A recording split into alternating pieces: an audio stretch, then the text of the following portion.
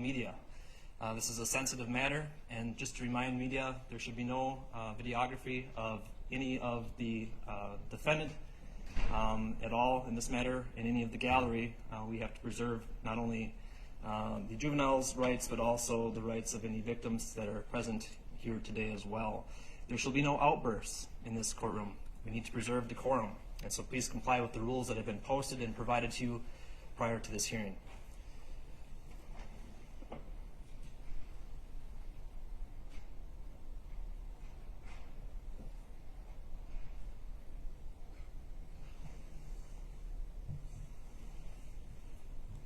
Attorney Newell, would you be able to call this matter? I would ask that the parties refer to the juvenile with the initials for us to proceed, and then give the appearances. Thank you. Yes, Your Honor. This is State of Wisconsin versus CP-B.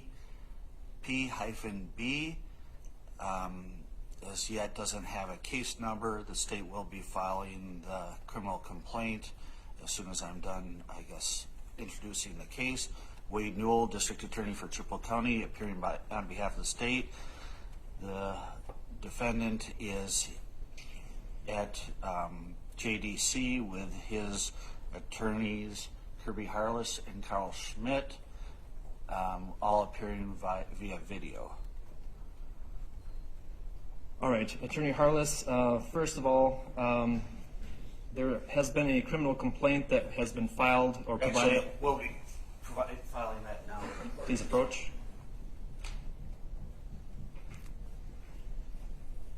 And Attorney Harless, have you been able to receive a copy of that criminal complaint and discuss the charges and maximum penalties with your client? We have, yes, Your Honor. We would waive any further reading. We would waive the time limits for a preliminary hearing, which we have discussed with our client, and we are requesting that it be set for a hearing next week. I believe there's still decisions to be made as to counsel moving forward, so I'd like to have it delayed for 1 week in order to have counsel permanently assigned and make a decision from scheduling from there. All right. Attorney Newell, did you have any arguments on bond for this matter? Yes, Your Honor. The state is requesting a $1 million cash bond with the condition that he have no contact with any juveniles and not possess any dangerous weapons.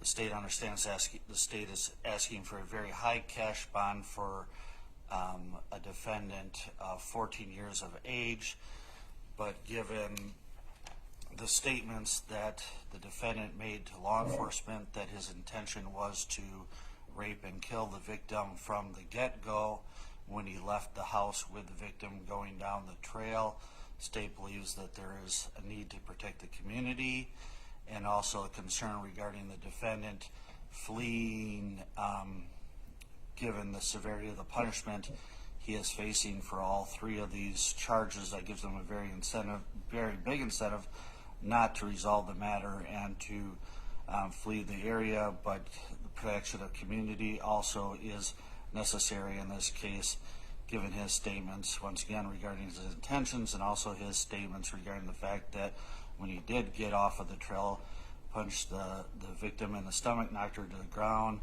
essentially strangled her, hit her with a stick before strangling her to the point of death before he then sexually assaulted her. Based upon all that, the state believes that a $1 million cash bond is appropriate with the two conditions outlined.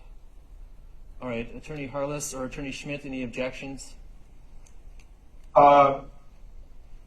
Yes, Your Honor, to the cash amount. This is Attorney Schmidt. I'll be addressing the bond argument. We're asking the court to impose a $100,000 cash bond. We agree that cash is appropriate in this case. The charges are extremely serious. We do not feel that setting bond in excess of $100,000 is necessary or appropriate in this case. We do not believe that Mr. PB is a flight risk. He is 14. and an 8th grader. He cannot drive. He is not in a position to raise much money, frankly, at all on his own. He resides with his mother. He is a lifetime resident of Chippewa County. We believe that a $100,000 cash bond should be adequate to ensure that Mr. PB does not flee, that he has a realistic opportunity for some sort of pretrial release, as limited as I think that would be. I believe that in light of his age and that circumstance, that setting that bond any higher than $1,000 is far beyond what's necessary to serve the goals of bail. I think that all it would do would be essentially to index his taste at the details of these offenses. That's all then. All right, thank you. All right. The court has considered the arguments of counsel here today. This is a serious charge, and because of serious charges, there are serious consequences, which gives a greater incentive for individuals not to want to return to court when they are facing those charges. And so I also need to consider the threats to the community. The information that was disclosed by the district attorney shows that this was a serious threat to the community, and so the court is concerned that this could be a further threat if the individual was no longer in custody. The court will order a $1 million cash bond with the conditions that the defendant not contact any juveniles and have no dangerous weapons. Attorney Harless or Attorney Schmidt, I believe, or I'm not aware of whether or not the defendant has any siblings that I could accept this from that could be supervised. I would allow that to have supervised contact between any family members that are his siblings, as long as that contact is supervised.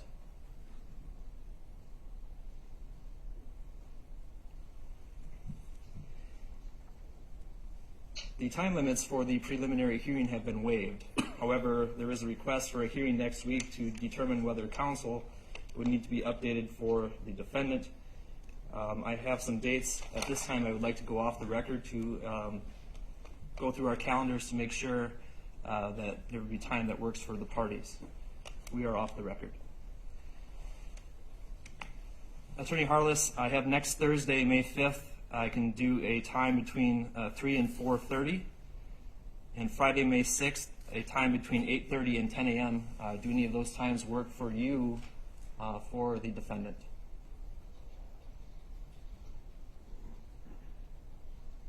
$3:30 on Thursday sounds like it would work well. Attorney Newell, does that work for you? 3:30 on May 5th, yes, Your Honor. All right. We are back on the record in this matter. We have set a return hearing in this matter for 3 p.m. on May 5th of 2022 to address the issues raised by counsel in this matter. I do need to comply with our constitutional amendment known as Marcy's Law as well. Are there any victims present who wish to speak in this matter? Not to my knowledge, Your Honor. One thing is, at the same time as filing the criminal complaint, the state has also filed the victim key. I would ask that that be filed confidentially and sealed, only available to the parties. All right. I'm going to do a few things here. Were there any issues from any victims or victim representatives regarding the schedule of next week's hearing at all?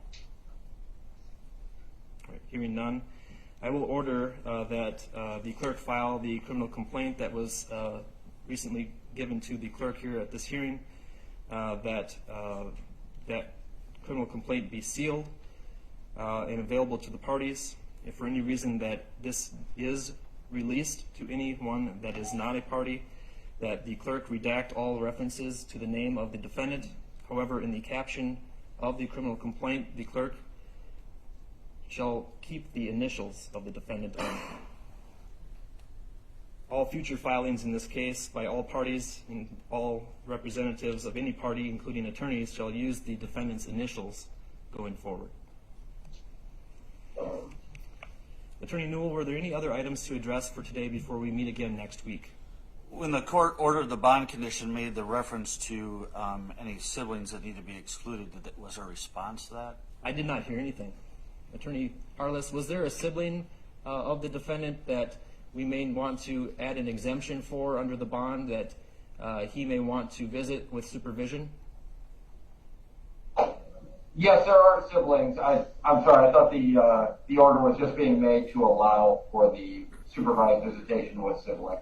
Any objections on that, Attorney Newell? No, Your Honor, as long as supervised means that there's another adult in the room and that he not be alone even with his siblings at all. I agree. I think that should be supervised through any law enforcement or any professionals through the JDC if that's where he will be retained until further order. Attorney Harless, was there anything else, or Attorney Schmidt, anything from your side that you wanted to make for the record today? Just a clarification on scheduling. It was my understanding that we were setting this for 3:30, and then when we went back on the record, the court indicated 3 o'clock. I just want to make sure I got my calendar right. All right. 3:30 works, Attorney Newell? Yes, Your Honor. All right. Let's set it for 3:30 then on May 5th for the next appearance in this matter. And I would ask the state to set up video for that date as well if the defendant is still remaining at the JDC. And because that is one of the required court appearance, or I guess no, it's just a status, so it's not required. Never mind, Your Honor. I guess we did not deal with today as the defendant had the right under the statute to appear in person. We didn't, I guess, address that out front. It may be good to address that now to make sure that the defendant is okay with this hearing having been done via video and not in person. Under recent law, Attorney Harless and Attorney Schmidt, all proceedings and criminal proceedings are able to be conducted by video, including this one today. Was the defendant agreeable to having this matter conducted by video with him appearing from the JDC with counsel present with him rather than here in the courtroom? Yes, he had no objections to that. He was fine with it being that way. All right, then I will find that the defendant made a knowing, voluntary, and intelligent waiver of his right to be present for today for us to continue the hearing here today. Anything else today, Attorney Newell? No, thank you, Your Honor. Attorney Harless or Attorney Schmidt, anything else? No, thank you, Your Honor. All right, I will ask the clerk's office to prepare the bond and send that down to the JDC for it to be signed, and then we will see everyone next week, May 5th at 3:30. All right, thank you all. I'm going to hang up. Thank you, Your Honor. Thank you. All right, at this time, to everyone who is present, please be orderly as you exit the courtroom. Room 226 has been set up for any further interviews or press interactions with any parties. So I would ask that the press please exit the courtroom at that time for those purposes. Thank you all. We're adjourned.